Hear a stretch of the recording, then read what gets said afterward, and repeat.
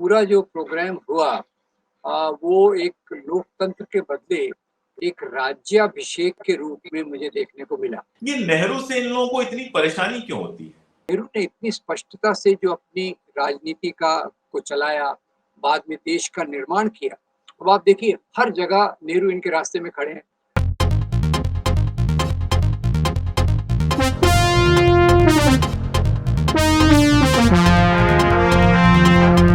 नमस्कार, talk with national Puniyani के इस दूसरे एपिसोड में एक बार फिर से आप सबका स्वागत है। पहली बार हम लोगों ने सर से डिटेल में बात की और बहुत सारे लोगों ने उसको देखा, पसंद किया, वेलकम किया। बहुत सारे लोगों ने कहा कि इस शो की जरूरत थी। तो आज इसकी दूसरी कड़ी में हम बात करेंगे पिछले हफ्ते हुई कुछ घटनाओं पर, थोड़ा सा इतिहास पर और थोड़ा जो बात से बात निकले। सर नमस्कार। नमस्कार अशोक। कैसे हैं सर? बस ठीक ठाक है, चल रहा है। तो सेंगोल लग गया, संसद में लग गया सेंगोल। अब तो देश का भला हो जाएगा सर, क्या लगता है आपको? देखिए, वैसे तो मैं पहले ये बताना चाहूँगा कि आपने जो सेंगोल पे जो वीडियो बनाया था काफ़ी अच्छा था, रिसर्च था और उसके आगे भी कई आरएसएस के जो बड़े-बड़े विचारक हैं, उनके इस पर लेख आए हैं, इसको जस्टिफाई करने के लिए। और पूरा जो प्रोग्राम हुआ वो एक लोकतंत्र के बदले एक राज्याभिषेक के रूप में मुझे देखने को मिला। और ये एक मीम भी सर्कुलेट हो रहा है कि जब हमारी पहली लोकसभा हुई थी, तो जवाहरलाल नेहरू, राजेंद्र प्रसाद, सरदार पटेल, ये सब स्वतंत्रता सेनानी उसमें बैठे थे। और अभी जो चित्र आया उसमें हमारे अभी के महामहिम प्रधानमंत्री और उनके चारों तरफ वो धर्मगुरु जो ऊपर कपड़े नहीं पहनते और नीचे बिना सिला हुआ कपड़ा पहनते हैं और जिनकी जनरली शारीरिक का स्वास्थ्य काफ़ी अच्छा रहता है, उन सब के बीच में वो दिखे। तो एक बहुत दुःख मुझे ऐसा हुआ कि एक बहुत अच्छा मैंने शीर्षक देखा एक अखबार का और वो मेरे ख्याल से पूरी चीज़ को सम अप करता है, समराइज़ करता है। वह टेलीग्राफ कलकत्ता का अखबार। जी। ने शीर्षक दिया 2023 बीसी, यानी हम इतने साल पीछे चले गए हैं। और वो मेरे ख्याल से सबसे एक मार्मिक हेडलाइन थी जिसने इस चित्र का वर्णन किया। और ऐसा देखें कि जो प्रक्रिया चालू है जिसमें ये हिंदू राष्ट्रवाद के नाम पे पुराने मूल्यों को समाज में प्रस्थापित करना चाहते हैं, उसमें अभी तक मुझे जो खास चीज़ से दिखती थी कि वो एक तरफ से अल्पसंख्यकों को खेलना चाहते हैं बाहर, दलित, आदिवासी, मजदूर और महिलाओं के अधिकारों को दबाना चाहते हैं। उसी के साथ साथ जो अथॉरिटेरियनिज्म, एक छत्र राज्य के रूप में राजाशाही की कल्पना इतनी स्पष्टता से करेंगे, ये सोंगोल के रूप में दिख गई कि कैसे वो उसके चारों तरफ कहानी बनाना, उसमें लॉर्ड माउंटबेटन को ले आना, मजबूरी से नेहरू जी का भी नाम ले लेना। अब वो भी उनकी मजबूरी है, वैसे तो नेहरू जी का नाम उनके मुंह से अच्छा निकलेगा सर, नहीं। एक सवाल इतिहासकार की तरह मैं आपसे पूछूं, मैं एक इतिहासकार से बात करते हुए पूछ रहा हूँ, जी, ये नेहरू से इन लोगों को इतनी परेशानी क्यों होती है? देखिए, नेहरू से परेशानी तो बहुत स्पष्ट है, क्योंकि आज़ादी के आंदोलन में जितने भी नेता हुए, उसमें नेहरू ने पूरी स्पष्टता से धर्मनिरपेक्षता, आधुनिक भारत की बात कही और उन्होंने इसमें कुछ पाश्चात्य और भारतीय के बीच में भेद नहीं रखा। उन्होंने ये मूल्यों को सामंती मूल्यों और आधुनिक आधुनिक मूल्यों के रूप में देखा, जबकि ये लोग खास तौर से सामंती मूल्यों को भारतीय मूल्य और लोकतांत्रिक मूल्यों को विदेशी मूल्यों के रूप में रखने की कोशिश कर रहे हैं। और नेहरू ने इतनी स्पष्टता से जो अपनी राजनीति को चलाया, बाद में देश का निर्माण किया। अब आप देखिए हर जगह नेहरू इनके रास्ते में खड़े हैं। ये लोग राम मंदिर का निर्माण करना चाहते थे, तो उस समय गांधी जी ने भी कहा कि सरकार का काम नहीं है कि वो मंदिर बनाए। नेहरू ने उतनी स्पष्टता से बताया कि हम मंदिर बनाएंगे और हमारे मंदिर होंगे बांध, यूनिवर्सिटी, रिसर्च इंस्टीट्यूट। ये राम मंदिर, मस्जिद और चर्च ये समाज का काम है। तो ये आज उन्हीं मूल्यों को पूरी तौर से उल्टा करना चाहते हैं, जिसको नेहरू ने पूरी स्पष्टता से बिना लाग लपेट के भारतीय संस्कृति के उच्चतम मानदंडों का आदर करते हुए उन्होंने किया। और ये बात उनको बिल्कुल पसंद नहीं। इसीलिए उन्होंने हालांकि गांधी आपने पश्चिम और पूरब की बात की। बहुत सारे लोगों का ये कहना है कि अभी इंग्लैंड में जो राज्याभिषेक हुआ था, जी, जी, क्वीन के मरने के बाद जी। बहुत लोगों ने कहा कि संभव है कि उससे प्रेरणा मिली हो। वो तो पश्चिम का सामंतवाद है, पश्चिम का पुरातनवाद है। देखिए, ब्रिटेन का जो राजाशाही है, अब उसमें राजाशाही केवल नाम मात्र की है। ब्रिटेन ने एक जो किया है, उनके समाज में लोकतंत्रीकरण की प्रक्रिया पूरी हो चुकी है। उनकी जो संसद चलती है, पूरी लोकतंत्र के आधार पे चलती है। एक पुराने सिंबल के रूप में उन्होंने राजा को रखा हुआ है, उससे ज़्यादा वो इस पे हो-हल्ला नहीं करते हैं। यानी एक उसको आप कह रहे हैं कि वो लिविंग म्यूजियम है। लिविंग म्यूजियम है और जिसको वो फेंकना नहीं चाहते, और इसीलिए जवाहरलाल नेहरू ने भी ये सोंगोल को म्यूजियम में रखवा दिया था। ये जी। ये म्यूजियम उनके राजभवन में बैठा है, पैसा खर्चा कर रहा है, पर ठीक है, एक रेलिक ऑफ द पास्ट के रूप में उसको करते हैं। ऐसा जापान में भी है। जापान में भी नीचे लोकतंत्र है और ऊपर राजाशाही को उन्होंने खत्म नहीं किया, पर वो राजाशाही एक फौरी तौर पे होती है, उसका कोई समाज पे प्रभाव नहीं होता। अच्छा, ये भी तो है ना कि जापान और इंग्लैंड छोटे-छोटे देश हैं, तो एक ही राजा था वहां पे। अगर सही। हिंदुस्तान को लेके देखें तो हिंदुस्तान का कोई ऐसा एक, जैसे मान लीजिए चोल साम्राज्य को ही ले, तो चोल साम्राज्य भारत के एक हिस्से में राज्य करता था। चोल करेक्ट, साम्राज्य आज के उत्तर प्रदेश, आज के महाराष्ट्र या आज के राजस्थान या आज के जम्मू कश्मीर या आज के बिहार तक तो पहुंचा ही नहीं था। करेक्ट। तो वो कोई अब राष्ट्रीय प्रतीक तो बन ही नहीं सकता। अब देखिए, ये राजाओं को राष्ट्रीय प्रतीक बनाना, आपने बिल्कुल अच्छी बात कही कि वो एक छोटे राज्य थे। यहाँ तो इतने अलग-अलग राज्य थे, जिसको मुगल काल कहते हैं। आप तो इतिहासकार हैं, मैं इतिहास पे बोलता हूँ, आप तो सच्चे इतिहासकार हैं। नहीं नहीं, मैं अब भी आप ही की तरह हूं, मैंने भी अलग से ही पढ़ा है। मुगल काल में देखिए, दक्षिण भारत में तो हिंदू राजा थे और इनको खास तौर से हिंदू राष्ट्रवादियों को चोला साम्राज्य से बहुत आकर्षण है, क्योंकि चोला साम्राज्य ने सिलोन पे आक्रमण किया, श्रीलंका पे आक्रमण किया, मलेशिया पे आक्रमण किया, श्रीलंका से बहुत सारे गुलामों को बना के लाए। तो वो राजा जो दूसरे देशों पर भी आक्रमण कर सके, वो उनका आदर्श है। तो आपकी बात सही है कि फिर अगर राजाशाही का ही प्रतीक लेना है एक म्यूजियम के रूप में, तो चोला राजा को ही क्यों ले रहे? अहोम राजा को क्यों नहीं लेते, जो असम में बिल्कुल। थे? या फिर जो डोगरा राजा को क्यों नहीं लेते, जो कश्मीर में थे? राजा रणजीत सिंह को क्यों नहीं लेते, जो पंजाब में थे?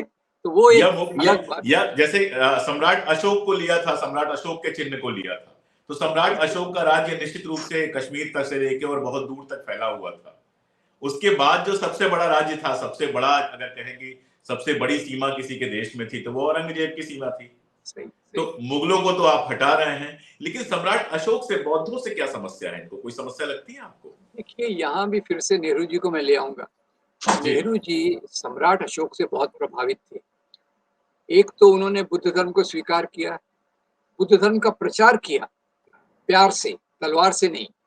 और तीसरा, उन्होंने जो शिलालेख लिखा है, उसमें मेरे ख्याल से पहली बार राजा ने राज्य ने किस प्रकार से काम करना चाहिए, लोक कल्याणकारी राजा क्या होता है, अस्पताल बनाए, स्कूल बनाए, यात्रियों के लिए सुरक्षा की जगह बनाए और लोगों का ख्याल रखे।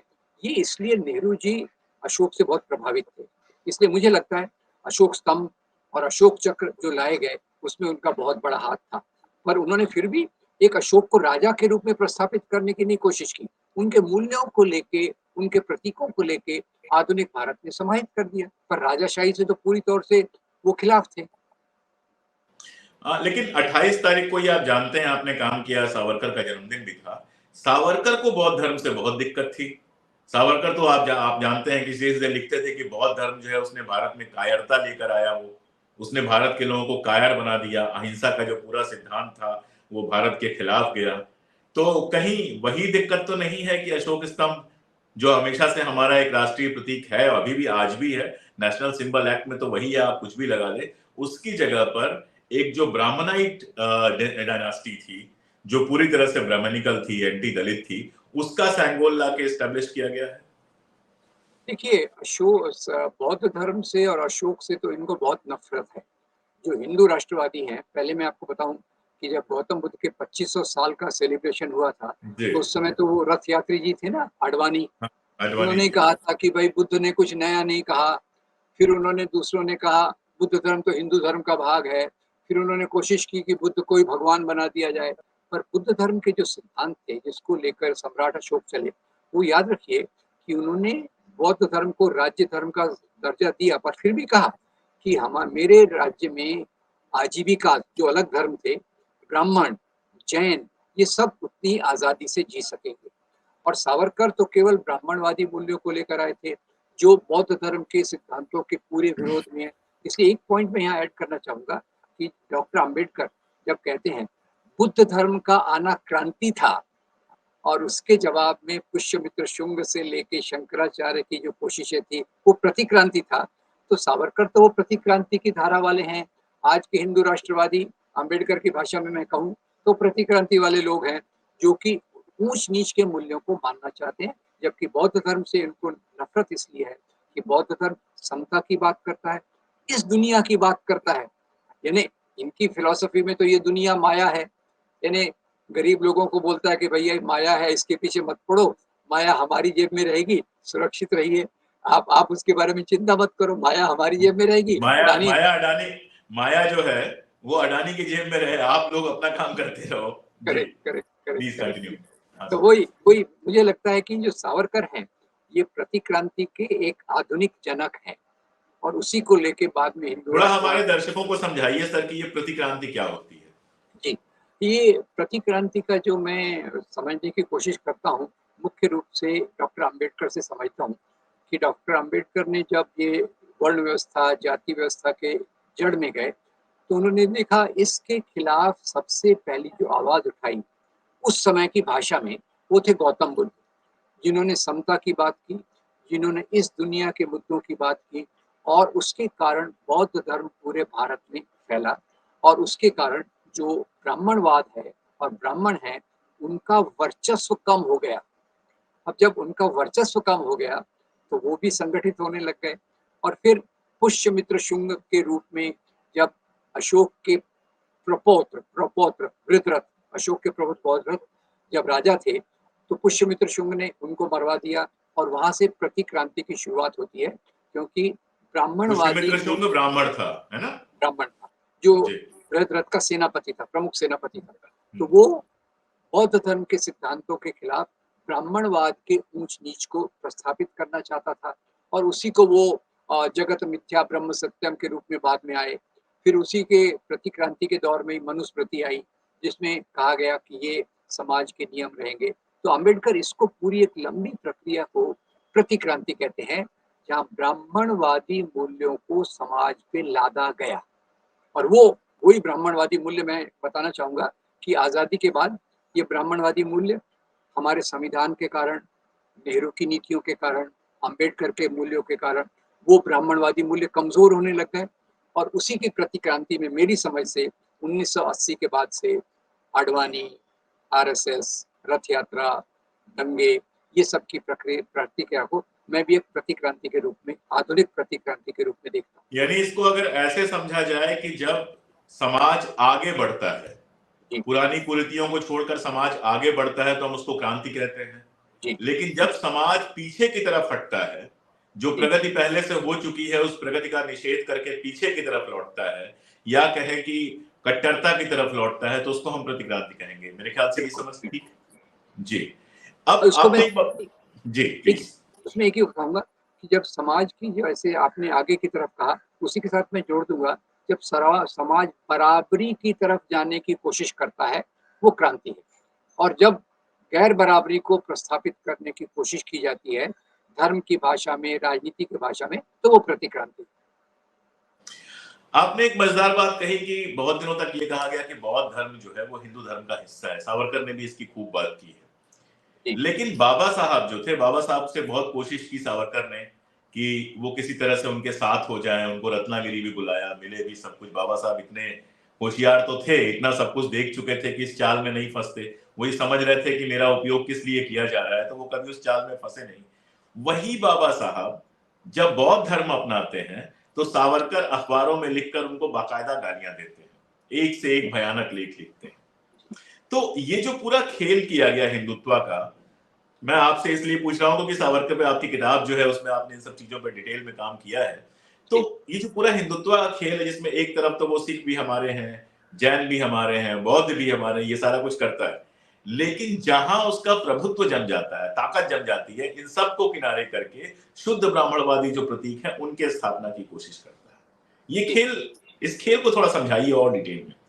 देखिए, इसमें जो पूरे हिंदू राष्ट्रवादी राजनीति है, वो 2-3 मुँह से एक साथ बात करती है। एक तरफ वो अपने मूल्यों को लादना चाहती है, पर वो चालाकी से लादना चाहती है। वो कहेंगे सिख तो हिंदू धर्म का वो भाग है, जिसने मुसलमानों से हिंदू धर्म की रक्षा की।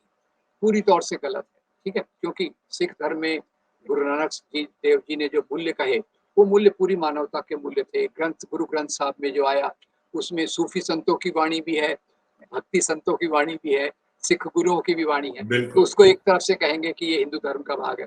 तो एक तरफ से कोशिश करते हैं कि बुद्ध धर्म को अंदर ले लिया जाए, ताकि हम अपने ब्राह्मणवादी मूल्यों को इनके ऊपर लाद सके। तो दोनों चीजें वो करते हैं। वो उनको अंदर लाने की भी कोशिश करते हैं, और जब वो अंदर लाने में थोड़ा बहुत नाकामयाबी होती है, तो उनके खिलाफ एक कैंपेन भी शुरू कर देते हैं। जैसे उन्होंने कई बार गौतम बुद्ध और सम्राट अशोक के बारे में उनका विरोधाभासी लिखी बातें लिखी हैं, वो भी उसमें। तो ये दोनों तरीके से काम करते हैं। अभी एक फिल्म आ रही है सर, शायद आपको भी पता चल गया हो, सावरकर के ऊपर एक फिल्म आ रही है। जी। अब फिल्में तो आती रहती हैं आजकल, तो ऐसी ही फिल्में आ रही हैं। उसका कल ट्रेलर में देख रहा था, और उस ट्रेलर में ये था कि सावरकर से प्रेरणा ली थी सरदार भगत सिंह ने। आपने भगत सिंह पे भी काम किया, सावरकर पे भी काम किया, ये क्या प्रेरणा ली थी भगत सिंह ने? देखिए, वो एक कहता है ना कि ये पुड़िया छोड़ने की बात, यानी वो एक है ना, ह्यूमर स्प्रेडिंग सोसाइटी, शायद आपने सुना होगा। तो मेरे ख्याल से एक पूरा डिपार्टमेंट इस पे काम करता है कि कैसे नई-नई अफ़वाहों को जन्म देना। तो उसमें मैंने इनके मुखपत्र में एक बार देखा था, गुरु गोलवलकर ये गांधी जी से बात कर रहे हैं, और गुरु गोलवलकर ऐसे बात कर रहे हैं जैसे वो गांधी जी को समझा रहे हो। एक्सीलेंट। और फिर ये भी कि भाई नेताजी ने सावरकर ने नेताजी को कहा कि आप जाके आजाद हिंद फौज बनाइए। क्या मजेदार बात बनाई। और उसके बाद खुद अंग्रेजों की सेना में भर्ती करने लगे। खुद अंग्रेजों की सेना में भर्ती करने लगे। उधर से सुभाष चंद्र बोस अंग्रेजों के खिलाफ लड़ रहे हैं, ये अंग्रेजों की मदद कर रहे हैं। अब भगत सिंह और सावरकर का क्या मुकाबला। ये देखिए कि भारतीय आजादी के आंदोलन के दौरान जो दो चीजें हुई हैं, सबसे विरोधाभासी अगर आपको दिखेगा, तो एक तरफ भगत सिंह और दूसरी तरफ पोस्ट अंडमान सावरकर। ये बड़ा इंपॉर्टेंट है, ये मैं चाह रहा था कि आप इस बात को क्लियर करें, पोस्ट अंडमान और प्री अंडमान। जी। अब प्री अंडमान में भी देखिए, सावरकर ब्रिटिश विरोधी तो थे, इसमें कोई शक नहीं। और अगर हम उसको डिनाई करते हैं, तो वो लोग और मजबूती से कहते हैं वीर सावरकर, वीर सावरकर। अब ये बात और है कि सावरकर को वीर की उपाधि खुद सावरकर ने दी थी। चित्रगुप्त, आपको तो पता ही होगा, चित्रगुप्त के नाम से उन्होंने किताब लिखी थी। तो पहले वो ब्रिटिश विरोधी थे, पर उस समय भी वो धर्म के नाम पे मुसलमानों के खिलाफ उन्होंने काफी लिखावट की है, उसमें भी कोई शंका नहीं है। लेकिन और सर 1857 वाली किताब में हिंदू मुस्लिम एकता की भी बहुत सारी बातें हैं। जी, दोनों बातें हैं, उसमें दोनों बातें हैं। एक तरफ हिंदू मुस्लिम की बातें हैं, और कहीं-कहीं उनके वो भी अंश दिखते हैं कि जहाँ इस्लाम विरोधी बातें हैं, तो वो मिक्स थे। यानी वो एक मिक्स थे।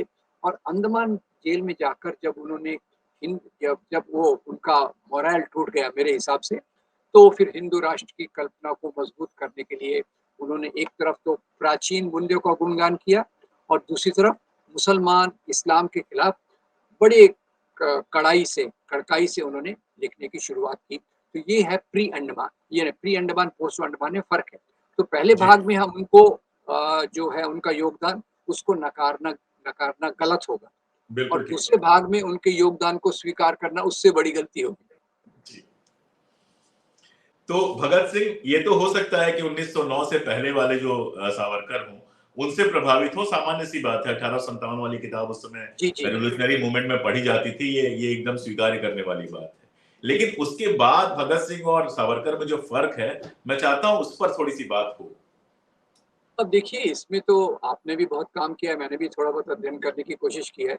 एक तरफ भगत सिंह, दूसरी एक बात ख्याल कीजिए कि जो सावरकर जो क्रांतिकारी थे शुरू में, वो मैज़िनी के विचारों से प्रभावित थे। मैज़िनी जो बाद में फाशीवाद का जनक, एक पैटर्न सेंट बना। और जो बाकी क्रांतिकारी थे, भगत सिंह, अनुशीलन समिति और भगत सिंह के साथी, ये सब वामपंथी विचारों से प्रभावित थे। पहला फर्क देखिए कि ये दोनों में एक तरफ हालांकि मैज़िनी को भगत सिंह ने भी पढ़ा था। हाँ, मैज़िनी को पढ़ा था, पर उनकी मुख्य प्रेरणा मार्क्सवादी नहीं। वो जी। उस दिशा से मार्क्सवाद की तरफ गए, समाजवाद की तरफ गए, तो ये पहला फ़र्क है। और दूसरा फ़र्क ये है कि भगत सिंह ने खुद के जीवन की परवाह कभी नहीं की। जबकि आप सावरकर के जीवन में देखिए, तो उन्होंने जो भी काम करवाए दूसरों के माध्यम से करवाए। गांधी की हत्या करवाना है तो उसके लिए गोडसे है, कर्नल वायली की हत्या करवाना है तो उसके लिए मदनलाल धिंगरा है। उनको प्रेरित करके फिर बाद में दिखाते थे, भई मैं तो इसको जानता भी नहीं हूँ। जैसे आपने कोर्ट में देखा होगा, वो तो आप भी जानते होंगे, सावरकर बैठे हैं और कटघरे में गोडसे भी बैठा है। सावरकर ऐसे दिखा रहे हैं कि सावरकर गोडसे को जानते नहीं है।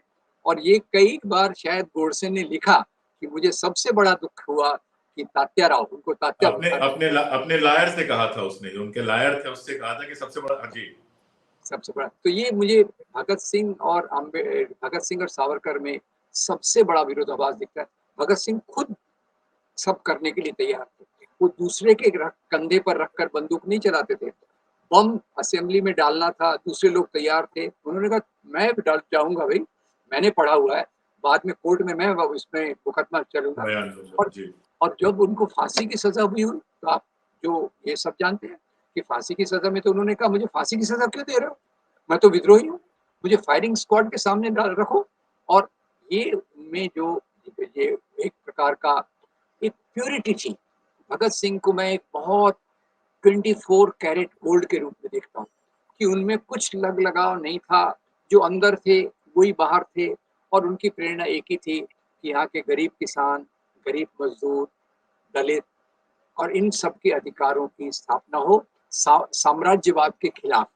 जबकि साथ में सावरकर से सांप्रदायिकता वाला मामला भी बहुत महत्वपूर्ण है सर, बहुत कि महत्वपूर्ण था। इस एक सिद्धांत पे भगत सिंह ने कभी समझौता नहीं किया।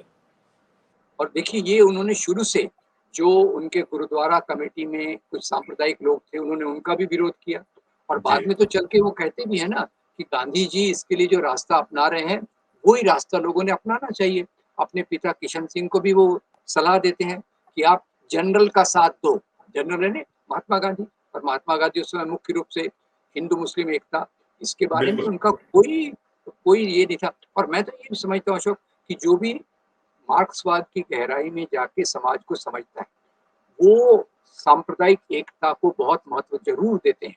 और ये बात आप देखिए, नेहरू हो, भगत सिंह हो, ये ना वामपंथी विचारों के लिए ये चीज़ें मायना नहीं रखती, क्योंकि मेरी समझ में सांप्रदायिकता जो आती है, वो ज़्यादातर सामंती लोगों के माध्यम से जन्म लेती है। जबकि आप देखिए कि मार्क्सवाद और बाकी चीज़ों की शुरुआत एक औद्योगिक समाज से होती है, जिसमें स्वतंत्रता, समता, बंधुता के मूल्य अंतर्निहित होते हैं। तो उसमें तो दोनों में मेरे ख्याल से अगर 36 का आंकड़ा कोई 2 वैसे व्यक्तियों भी का अगर देखें सर, तो उस दौर का कोई ऐसा बड़ा मुझे आज तक आजादी की लड़ाई में शामिल व्यक्ति नहीं मिला जो इस दर्जा सांप्रदायिक हो।